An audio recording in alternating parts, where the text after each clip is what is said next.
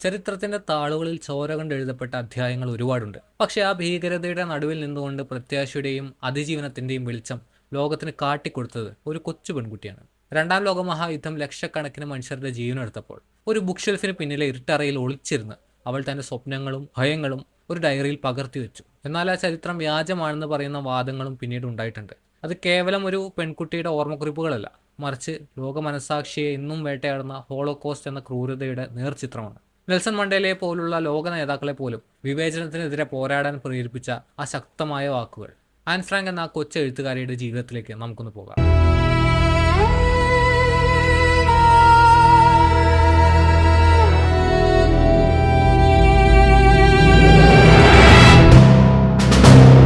രണ്ടാം ലോക മഹായുദ്ധത്തിൽ നിന്നും ഹോളോകോസ്റ്റിൽ നിന്നും പുറത്തു വന്ന മനസ്സിനെ ഉലയ്ക്കുന്ന ഒരുപാട് കഥകളിൽ ഏറ്റവും കൂടുതൽ കാലം നിലനിന്നു പോരുന്നത് ആൻ ഫ്രാങ്കിന്റെ കഥയാണ്. 60 ലക്ഷത്തിലധികം ജൂതന്മാരെ കൊന്നൊടുക്കിയ കാലത്ത് അഡോൾഫ് ഹിറ്റ്ലറുടെ നേതൃത്വത്തിലുള്ള ആ ജർമ്മൻ മരണയന്ത്രം വളരെ കൃത്യതയോടെയാണ് ആ ക്രൂരതകൾ നടപ്പിലാക്കിയത്.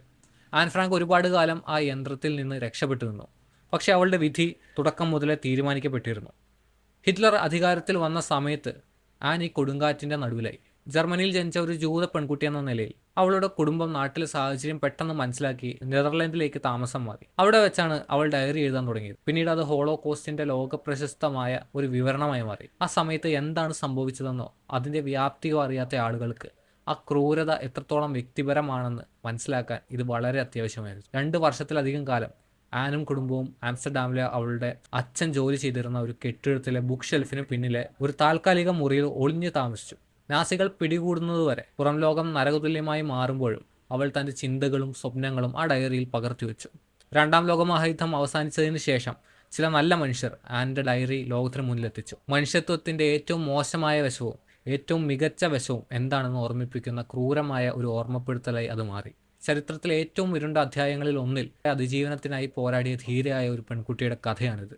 എന്നാൽ കാലം ഇങ്ങനെ കടന്നുപോയപ്പോൾ ആൻ ഫ്രാങ്കിന്റെ ഡയറി വ്യാജമാണെന്നുള്ള വാദവും ഉയർന്നു വന്നു.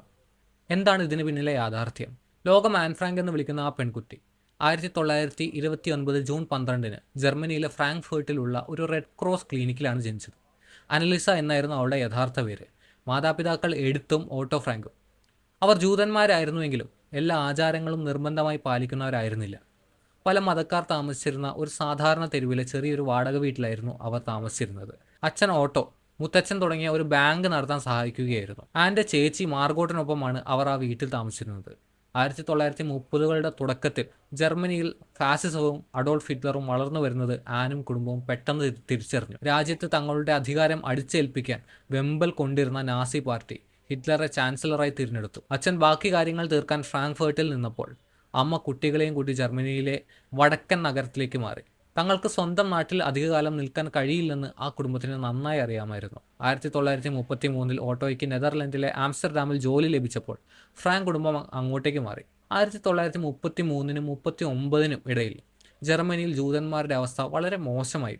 ഏകദേശം 3 ലക്ഷം ജൂതന്മാർ രാജ്യം വിട്ടുപോയി. ഫ്രാങ്ക് കുടുംബം പുതിയ സ്ഥലത്ത് നന്നായി പൊരുത്തപ്പെട്ടു. അച്ഛൻ ഒരു ഫ്രൂട്ട് എക്സ്ട്രാക്ട് കമ്പനിയിൽ ജോലി തുടങ്ങി. 2 പെൺമക്കളും സ്കൂളിൽ ചേർന്നു. 1934 ആൻ 6th മോണ്ടിസോറി സ്കൂളിൽ പഠനം ആരംഭിച്ചു. ഡച്ച് ഭാഷ പഠിക്കാൻ ആദ്യം കുറച്ച് ബുദ്ധിമുട്ടിയെങ്കിലും പിന്നീട് അവൾ ഒരു മിടുക്കിയായ വിദ്യാർത്ഥിനിയായി മാറി.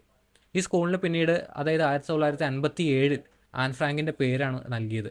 മറ്റു പല ജർമ്മൻ ജൂത അഭയാർത്ഥികളും താമസിച്ചിരുന്ന ആംസ്റ്റർഡാമിലെ ഒരു പ്രദേശത്ത് അവർ വേരുകളൂന്നി. അച്ഛൻ 1938 മസാലകൾ വിൽക്കുന്ന സ്വന്തമായ ഒരു കമ്പനി തുടങ്ങി. സ്കൂളിൽ ആൻ ഒരുപാട് കൂട്ടുകാരുണ്ടാക്കി. അവിടെ അവൾക്ക് വീട് പോലെ തോന്നി തുടങ്ങി. എന്നാൽ 1940 ആ സമാധാനം അവസാനിച്ചു. പോളണ്ടും ഡെൻമാർക്കും ആക്രമിച്ച ജർമ്മൻകാർ നെതർലൻഡിലേക്കും കണ്ണുവെച്ചു.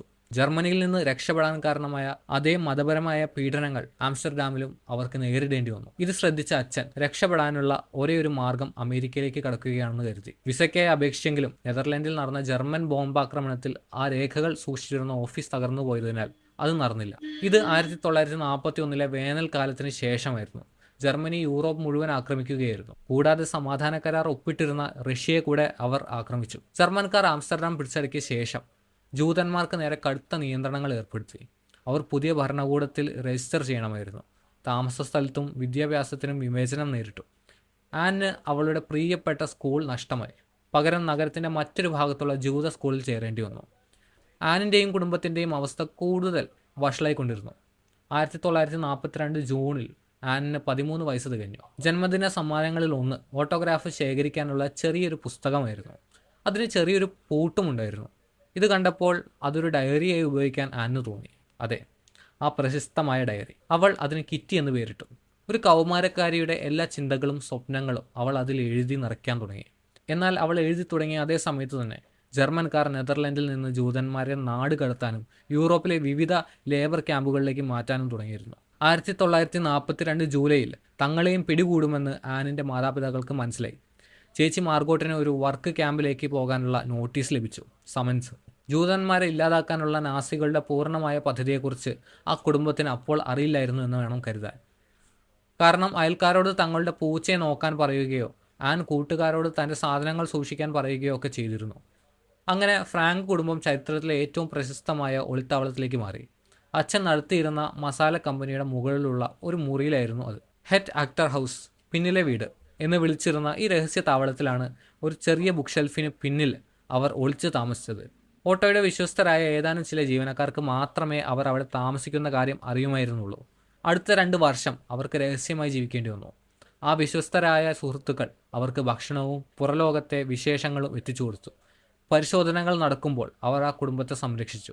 ജൂതന്മാരെ ഒളിപ്പിച്ച് താമസിക്കുന്ന ഏതൊരു ജൂതനല്ലാത്ത വ്യക്തിക്കും കടുത്ത ശിക്ഷ ലഭിക്കുമായിരുന്നു. അധികം വൈകാതെ നാസികളിൽ നിന്ന് രക്ഷപ്പെട്ട 3 പേരടങ്ങുന്ന മറ്റൊരു കുടുംബം കൂടി അവരോടൊപ്പം ചേർന്നു, വാൻ പെൽസ് കുടുംബം. ആദ്യം ആനിന് അവരത്ര ഇഷ്ടപ്പെട്ടില്ല. പുതിയ ആളുകളെ കണ്ടതിൽ കുറച്ച് സന്തോഷം തോന്നിയെങ്കിലും അവർ സ്വാർത്ഥരാണെന്നും കുറഞ്ഞ സ്ഥലത്ത് കൂടുതൽ സ്ഥലം എടുക്കുന്നുവെന്നും ഭക്ഷണം കൂടുതൽ കഴിക്കുന്നുവെന്നും ആൻ കരുതി. എന്നാൽ കുറച്ച് കാലത്തിന് ശേഷം 16-കാരനായ പീറ്ററുമായി അവൾ അടുത്തു. ആദ്യം അവനൊരു നാണം കുണിങ്ങയാണെന്ന് കരുതിയെങ്കിലും പിന്നീട് അവർക്കിടയിൽ ചെറിയൊരു പ്രണയം മുട്ടിട്ടു. പീറ്ററായിരുന്നു ആനിൻ്റെ ആദ്യ ചുംബനം. പക്ഷേ ശരിക്കും അവനോട് ഇഷ്ടം തോന്നിയിട്ടാണോ അതോ ചെറിയ സ്ഥലത്ത് ഒന്നിച്ച് കഴിയേണ്ടി വന്നതുകൊണ്ടാണോ എന്ന് ആൻ ചിന്തിച്ചു. ഈ പ്രണയവും വീട്ടിലെ അസ്വാരസ്യങ്ങളും കുടുംബാംഗങ്ങളുമായുള്ള ബന്ധത്തെക്കുറിച്ചുള്ള ചിന്തകളുമെല്ലാം ആൻ ഡയറിയിൽ എഴുതി വെച്ചു. ഡയറി അവളുടെ ഏറ്റവും നല്ല കൂട്ടുകാരിയായി മാറി. ചേച്ചി മാർഗോട്ടിനോട് പലപ്പോഴും അവൾക്ക് അസൂയ തോന്നിയിരുന്നു. എല്ലാവരും മാർഗോട്ടിൻ്റെ നല്ല സ്വഭാവത്തെ പുകഴ്ത്തുമായിരുന്നു. ആൻ കുറച്ചുകൂടി തുറന്ന് സംസാരിക്കുന്ന കൂട്ടത്തിലായിരുന്നു. എന്നാൽ ഒന്നിച്ച് താമസിക്കേണ്ടി വന്നപ്പോൾ അവർ തമ്മിലുള്ള അകലം കുറഞ്ഞു. ചേച്ചിക്ക് വന്ന മാറ്റത്തെക്കുറിച്ച് ആൻ ഒരിക്കൽ എഴുതി. മാർഗോട്ട് ഇപ്പോൾ ഒരുപാട് നല്ലവളായി, പഴയ പോലെ കുശുമ്പില്ല, ഒരു നല്ല കൂട്ടുകാരിയായി മാറുന്നു. ആൻ ഏറ്റവും കൂടുതൽ സ്നേഹിച്ചിരുന്നത് അച്ഛനെയായിരുന്നു. അമ്മ എഴുത്തിനോട് അവൾക്ക് കുറേ കാലം വിയോജിപ്പുണ്ടായിരുന്നു. അത് കൗമാരപ്രായത്തിൽ മാതാപിതാക്കളോട് തോന്നുന്ന സാധാരണ ദേഷ്യം മാത്രമായിരുന്നു എന്ന് പിന്നീട് ചിന്തിക്കുമ്പോൾ മനസ്സിലാകും. അവർ എനിക്കൊരു അമ്മയല്ല എന്ന് ആൻ എഴുതിയിട്ടുണ്ട്. പിന്നീട് അതോർത്ത് അവൾ ഖേദിക്കുകയും ചെയ്തു. പഴയ സോഷ്യൽ മീഡിയ പോസ്റ്റുകളോ ഡയറികളോ കാണുമ്പോൾ നമുക്ക് തോന്നുന്ന അതേ ലജ്ജ ആനിനും തോന്നിയിരുന്നു. എഴുത്തില്ലാത്ത സമയങ്ങളിൽ ആൻ പഠിക്കാൻ സമയം കണ്ടെത്തി. മാസങ്ങൾ കടന്നുപോയി. ഒളിച്ചുള്ള ജീവിതം ഒരു ശീലമായി മാറി. സ്കൂളിൽ പോകാൻ കഴിയുന്ന ദിവസത്തിനായി അവളും ചേച്ചിയും പ്രാർത്ഥിച്ചു. അവർ ചെറിയ കറസ്പോണ്ടൻസ് കോഴ്സുകളും ചെയ്തു. നല്ല മാർക്കും വാങ്ങി. ഒളിച്ചിരിക്കുന്നതിനാൽ പഠിക്കാൻ ധാരാളം സമയം കിട്ടിയതുകൊണ്ടാകാം അത്. ആൻ വളരുന്നതിനൊപ്പം അവളുടെ ചിന്തകളും വളർന്നു. 12 മുതൽ 14 വയസ്സ് വരെയുള്ള പ്രായം ഒരു കുട്ടിയെ സംബന്ധിച്ചിടത്തോളം വലിയ മാറ്റങ്ങളുടെ കാലമാണ്. പൂച്ചയെ മിസ് ചെയ്യുന്നതിൽ നിന്ന് മാറി മനുഷ്യരെക്കുറിച്ചും ദൈവത്തിൻ്റെ നിലനിൽപ്പിനെക്കുറിച്ചുമായുള്ള സങ്കീർണമായ ചിന്തകളിലേക്ക് അവൾ കടന്നു. കൗമാരപ്രായത്തിലെ സാധാരണ തമാശകളും ചിന്തകളും അവൾ എഴുതി. തൻ്റെ ചുറ്റുപാടുകളിൽ നിന്ന് രക്ഷപ്പെടുമ്പോൾ ഒരു ജേർണലിസ്റ്റ് ആകണമെന്ന് അവൾ തീരുമാനിച്ചു. ഡയറിയിൽ എഴുതി അവൾക്ക് നല്ല ശീലമുണ്ടായിരുന്നു. കേവലം ഒരു ഭാര്യയും അമ്മയും മാത്രമായി ഒതുങ്ങാൻ അവൾ ആഗ്രഹിച്ചില്ല. ഈ ലോകത്ത് തൻ്റേതായ ഒരു അർത്ഥം കണ്ടെത്താൻ അവൾ ആഗ്രഹിച്ചു. 1944 ഓഗസ്റ്റ് 1 ചൊവ്വാഴ്ച അവൾ വീണ്ടും ജീവിതത്തിൻ്റെ അർത്ഥം തിരഞ്ഞു. കിറ്റിക്ക് എഴുതിയ ആ കത്തിൽ തനിക്കുള്ള 2 വ്യക്തിത്വങ്ങളെക്കുറിച്ച് അവൾ എഴുതി. ഒന്ന് സന്തോഷവതിയും എല്ലാവരോടും സംസാരിക്കുന്നവളും, മറ്റേത് കുറച്ചുകൂടി ഗൗരവമുള്ളവളും. തൻ്റെ യഥാർത്ഥ സ്വഭാവം പുറത്തറിഞ്ഞാൽ മറ്റുള്ളവർ പരിഹസിക്കുമോ എന്ന് അവൾ ഭയപ്പെട്ടു. മനുഷ്യരിലുള്ള മടുപ്പ് കാരണം ലോകത്ത് മറ്റു മനുഷ്യരൊന്നും ഇല്ലായിരുന്നെങ്കിൽ എന്ന് പറഞ്ഞാണ് അവൾ ആ കത്ത് അവസാനിപ്പിച്ചത്. 3 ദിവസത്തിന് ശേഷം ജർമ്മൻകാർ ആ കെട്ടിടം വളയുകയും അവരുടെ ഉൾത്താവളം കണ്ടുപിടിക്കുകയും ചെയ്തു. 1944 ഓഗസ്റ്റ് 4 രാവിലെ പോലീസും ജർമ്മൻ SS സേനയും ആ രഹസ്യമുറിയിലേക്ക് ഇരച്ചു കയറി. ഫ്രാങ്ക് കുടുംബത്തെയും കൂടെ ഉണ്ടായിരുന്നവരെയും അറസ്റ്റ് ചെയ്തു. അവർ എങ്ങനെയാണ് പിടിയിലായത് എന്ന് ഇപ്പോഴും വ്യക്തമല്ല. ഓട്ടോയുടെ വിശ്വസ്തനായ ഒരു ജീവനക്കാരൻ്റെ ബന്ധു നാസി അനുകൂലിയായിരുന്നുവെന്നും അച്ഛൻ ജൂതരെ സഹായിക്കുന്നത് അയാൾക്ക് ഇഷ്ടമായിരുന്നില്ലെന്നും ഒരു കഥയുണ്ട്. റേഷൻ കാർഡ് തട്ടിപ്പ് അന്വേഷിക്കുന്നതിനിടയിൽ അബദ്ധത്തിൽ പിടിക്കപ്പെട്ടതാണെന്നും അല്ലെങ്കിൽ പണം വാങ്ങി നാസികൾക്ക് ഒറ്റിക്കൊടുത്തവർ വഴിയാണ് പിടിയിലായതെന്നും പുതിയ പഠനങ്ങൾ പറയുന്നു. ആരാണ് ഒറ്റുകൊടുത്തതെന്ന് ചിന്തിക്കാൻ ആനിനും കുടുംബത്തിനും സമയമില്ലായിരുന്നു. അവരെ ഉടനെ തന്നെ RSHയിലേക്ക് കൊണ്ടുപോയി. RSH എന്ന് പറയുന്നത് റേക്ക് സെക്യൂരിറ്റി മെയിൻ ഓഫീസ് എന്നാണ്. അവിടെ വെച്ചാണ് ഹിറ്റ്ലറുടെ ഭരണത്തിനെതിരെ നിൽക്കുന്നവരെ കൈകാര്യം ചെയ്യുന്നത്. ഇത് ഹെൻറി ഹിംലറുടെ നേതൃത്വത്തിലാണ് വർക്ക് ചെയ്തുകൊണ്ടിരുന്നത്. അവിടെ വെച്ച് അവർ ചോദ്യം ചെയ്തു. ഒരു രാത്രി ജയിലിൽ പാർപ്പിച്ച ശേഷം പല ജയിലുകളിലൂടെ ഒടുവിൽ വെസ്റ്റർബോർക്ക് ലേബർ ക്യാമ്പിലെത്തി. നിയമം ലംഘിച്ച് ഒളിച്ചു താമസിച്ച കുറ്റവാളികളായതിനാൽ അവർക്ക് കഠിനമായ ജോലിയാണ് നൽകിയത്. ഓട്ടോയുടെ ജീവനക്കാരിൽ പലരും അറസ്റ്റ് ചെയ്യപ്പെട്ടിരുന്നു. എന്നാൽ ഫ്രാങ്ക് കുടുംബത്തെ സഹായിച്ചിരുന്ന 2 സെക്രട്ടറിമാർ പിന്നീട് ആ ഒളിത്താവളത്തിൽ നിന്ന് ആനിന്റെ ഫോട്ടോ ആൽബങ്ങൾ എടുത്തു. ആൻ എഴുതിയ കുറെ പേപ്പറുകൾ നിലത്ത് ചിതറിക്കിടക്കുന്നത് അവർ കണ്ടു. അത് പ്രധാനപ്പെട്ടതാണെന്ന് തോന്നി അവർ അതെല്ലാം എടുത്തു സൂക്ഷിച്ചു. വെസ്റ്റർബോർക്കിൽ ഒരു മാസത്തോളം കഴിഞ്ഞ ശേഷം അവരെ പോളണ്ടിലെ ഓഷ്വിറ്റ്സ് കോൺസെൻട്രേഷൻ ക്യാമ്പിലേക്ക് കൊണ്ടുപോയി. 1944 സെപ്റ്റംബർ 6 അവർ അവിടെ എത്തി. ഓട്ടോ ഫ്രാങ്കിനെ ബാക്കി 3 പേരിൽ നിന്ന് ഉടനെ വേർപ്പെടുത്തി. ജോലി ചെയ്യാൻ ആരോഗ്യമുണ്ടെന്ന് കണ്ട് അവരെ മാറ്റി. ഓഷ്വിറ്റ്സിലെ നിയമം അനുസരിച്ച് 15 വയസ്സിന് താഴെയുള്ള കുട്ടികളെ ഉടൻ തന്നെ ഗ്യാസ് ചേമ്പറിലേക്ക് അയച്ച് കൊല്ലുമായിരുന്നു. ആനിന് 15 വയസ്സ് തികഞ്ഞിട്ട് ഏതാനും മാസങ്ങളെ ആയിരുന്നുള്ളൂ. അതുകൊണ്ട് ആനും അമ്മയും ചേച്ചിയും രക്ഷപ്പെട്ടു. പക്ഷേ അച്ഛനിൽ നിന്ന് വേർപ്പെടുത്തപ്പെട്ടു. അച്ഛൻ മരിച്ചു പോയിട്ടുണ്ടാകാമെന്ന് ആൻ കരുതി.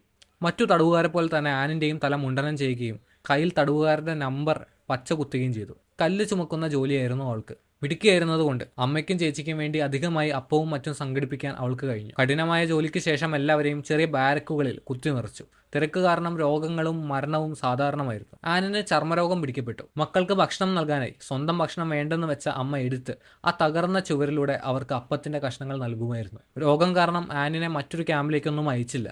എന്നാൽ പിന്നീട് ആ മാസത്തിൽ തന്നെ അവളെയും ചേച്ചിയെയും മറ്റൊരു മരണ ക്യാമ്പിലേക്ക് മാറ്റി. സഖ്യകക്ഷികൾ ജർമ്മനിയെ തോൽപ്പിക്കാൻ തുടങ്ങിയപ്പോൾ നാസികൾ പല ക്യാമ്പുകളും ഒഴിപ്പിക്കുകയും തടവുകാരെ ജർമ്മനിയോട് അടുത്തുള്ള ക്യാമ്പുകളിലേക്ക് മാറ്റുകയും ചെയ്തു. അങ്ങനെ ആനും മാർഗോട്ടും വടക്കൻ ജർമ്മനിയിലെ ബെർഗൻ ബെൽസൺ ക്യാമ്പിലെത്തി. അമ്മ എഴുത്തിനെ അങ്ങോട്ടേക്ക് കൊണ്ടുപോയില്ല. അവർ ഓഷ്വിറ്റ്സിൽ വെച്ച് പട്ടിണിയും രോഗവും കാരണം മരിച്ചു. ബെർഗൻ ബെൽസണിലെ അവസ്ഥ വളരെ മോശമായിരുന്നു. ധാരാളം ആളുകൾ വന്നുകൊണ്ടിരുന്നതിനാൽ താൽക്കാലിക ടെന്റുകളിലാണ് അവരെ പാർപ്പിച്ചത്. ആൻ തീരെ മെലിഞ്ഞ് പട്ടിണി കിടന്ന് തളർന്നിരുന്നു. അവിടെ വെച്ച് പഴയ 2 കൂട്ടുകാരെ അവൾ കണ്ടുമുട്ടി. അവരുമായി സംസാരിക്കാമായിരുന്നെങ്കിലും ആനിൻ്റെ അവസ്ഥ കണ്ട് കൂട്ടുകാർ ഞെട്ടിപ്പോയി. എല്ലാവരും മരണത്തെ മുഖാമുഖം കണ്ടു കഴിയുകയായിരുന്നു. മാർഗോട്ടിനും സുഖമില്ലായിരുന്നു. മാതാപിതാക്കൾ മരിച്ചെന്ന് അവർ ഉറപ്പിച്ചു. എങ്കിലും ആൻ പൂർണ്ണമായും നിരാശയായിരുന്നില്ല. യുദ്ധം കഴിഞ്ഞാൽ തൻ്റെ ഡയറി ഒരു നോവലാക്കി മാറ്റണമെന്ന ആഗ്രഹം അവൾ കൂട്ടുകാരോട് പങ്കുവെച്ചു. അവൾക്ക് പ്രതീക്ഷയും ആഗ്രഹവും ഉണ്ടായിരുന്നു. എന്നാൽ അവളുടെ ശരീരത്തിന് അധികകാലം പിടിച്ചു നിൽക്കാൻ കഴിഞ്ഞില്ല. 1945 തുടക്കത്തിൽ 2ാം ലോകമഹായുദ്ധം അവസാനിക്കുന്നതിനും ക്യാമ്പുകൾ മോചിപ്പിക്കപ്പെടുന്നതിനും ഏതാനും ആഴ്ചകൾക്ക് മുൻപ് 15ാം വയസ്സിൽ ആൻ ഫ്രാങ്ക് ബെർഗൻ ബെൽസൺ ക്യാമ്പിൽ വെച്ച് മരണപ്പെട്ടു. മരണകാരണം വ്യക്തമല്ല. എന്നാൽ ആ സമയം ക്യാമ്പിൽ പടർന്നു പിടിച്ച ടൈഫസ് രോഗം കാരണം 17,000 തടവുകാർ മരിച്ചിരുന്നു. മാർഗോട്ടും അതേ രോഗം കാരണമാകാൻ മരിച്ചത്. ആൻ മരിക്കുന്നതിന് ഒരു ദിവസം മുമ്പായിരുന്നു മാർഗോട്ടിൻ്റെ മരണം. ഓട്ടോ ഫ്രാങ്ക് 1945 പകുതിയോടെ ഓഷ്വിറ്റ്സിൽ നിന്നും മോചിതനായി. ആംസ്റ്റർഡാമിൽ തിരിച്ചെത്തി ഹോളോകോസ്റ്റിൻ്റെ ക്രൂരതകളെ അതിജീവിച്ച അദ്ദേഹം തൻ്റെ കുടുംബത്തെ കണ്ടെത്താമെന്ന പ്രതീക്ഷയിലായിരുന്നു. എന്നാൽ ഏതാനും ആഴ്ചകൾക്കുള്ളിൽ ഭാര്യയും 2 മക്കളും മരിച്ച വിവരം അദ്ദേഹം അറിഞ്ഞു. പിന്നീട് അദ്ദേഹം തൻ്റെ പഴയ സെക്രട്ടറി ഗീസുമായി സംസാരിച്ചു. ഒളിത്താവളത്തിൽ അവരെ സഹായിച്ചതിൽ ഒരാളായിരുന്നു അവർ. ഈ ആൻ എഴുതിയ ഒരുപാട് പേപ്പറുകൾ അവർ ഓട്ടോയ്ക്ക് കൈമാറി. ആ നോട്ട്ബുക്കുകളിൽ അവളുടെ വ്യക്തിപരമായ ഡയറിയും ഉണ്ടായിരുന്നു. മകളെ ഇനി ഒരിക്കലും തിരിച്ചു കിട്ടില്ലെങ്കിലും അവളുടെ ചിന്തകളും വികാരങ്ങളും സ്നേഹവും എല്ലാം ആ താളുകളിൽ ഉണ്ടായിരുന്നു. ഒളിവിലിരുന്ന കാലത്ത് ആൻ എത്ര കൃത്യമായാണ് കാര്യങ്ങൾ രേഖപ്പെടുത്തിയിരുന്നതെന്ന് കണ്ട് ഓട്ടോ അത്ഭുതപ്പെട്ടു. അവളുടെ ഉള്ളിലെ മനോഹരമായ ലോകം അദ്ദേഹം ആദ്യമായാണ് അറിയുന്നത്. റേഡിയോയിൽ ഒരു മനുഷ്യൻ സംസാരിക്കുന്നത് കേട്ട് നാസി ഭരണകാലത്ത് ഡച്ച് ജനത അനുഭവിച്ച കാര്യങ്ങൾ ലോകം അറിയണമെന്ന് ആൻ ആഗ്രഹിച്ചിരുന്നു. ആൻ തൻ്റെ ഡയറി പ്രസിദ്ധീകരിക്കാൻ പാകത്തിൽ തിരുത്തി എഴുതാൻ തുടങ്ങിയിരുന്നു. എന്നാൽ തൻ്റെ ജീവിത കഥയ്ക്ക് ഇങ്ങനൊരു അന്ത്യം ഉണ്ടാകുമെന്ന് അവൾ കരുതിയില്ല. ഈ ഡയറി ലോകം അറിയേണ്ടതാണെന്ന് ഓട്ടോയ്ക്ക് തോന്നി. മകളുടെ കഥ അവൾ തന്നെ പറയട്ടെ എന്ന് അദ്ദേഹം തീരുമാനിച്ചു. ഓട്ടോ ഈ ഡയറി ഒരു ചരിത്രകാരന് കൈമാറി. ആദ്യം അത് പ്രസിദ്ധീകരിക്കാൻ കഴിഞ്ഞില്ല. പിന്നീട് അവരുടെ ഭർത്താവ് പത്രത്തിലെ ഒരു ചെറിയ ലേഖനം എഴുതുന്നത് വഴി ചില പബ്ലിഷർമാർക്ക് താല്പര്യം തോന്നി. അങ്ങനെ 1947 the diary of Anne Frank എന്ന പുസ്തകം ഡച്ച് ഭാഷയിൽ പുറത്തിറങ്ങി. ആദ്യം അതിന് ഹെറ്റ് അക്ടർ ഹൗസ് എന്നായിരുന്നു പേര്.